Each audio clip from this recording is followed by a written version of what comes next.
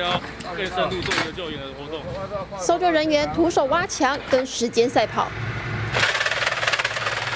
地震后超过15小时，统帅饭店最后一名受困员工梁书伟，在搜救人员搀扶下走了出来。梁书伟看起来状况还不错，立刻搭上救护车到医院彻底检查。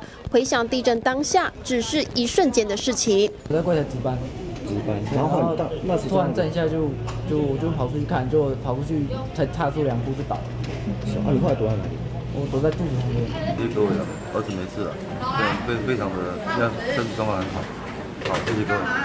梁书伟大难不死，他的爸爸感谢各界关心，但另一名同样被困在1楼柜台的饭店员工周志轩，遗憾的是救出来时已经没有生命迹象。花莲深夜地牛大翻身，超过40年老字号的统帅饭店震动倾倒，4楼垮下变1楼，而位在花莲商校街2号的云门翠堤大楼，则整个呈现45度，还在持续倾斜中。搜救人员搭乘吊车逐层搜索受困民众，在7号上午9点多，也救出一名意识清楚的韩国籍妇人。让他先去救护站，可以吗？谢谢。但云门翠堤大楼还有数十位住户失联，搜救困难度随着时间流逝是越来越高。先离开，有余震，有余震哦，先离开。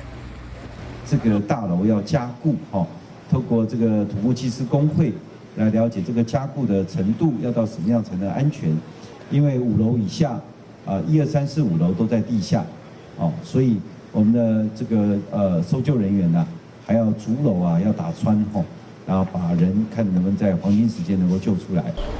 除了余震不断，花莲目前是大雨又低温，再考验救灾进度。距离黄金救援时间72小时越来越短，搜救人员不放弃，希望能将伤亡人数降到最低。大爱新闻花莲综合报道。救灾现场真的是一刻都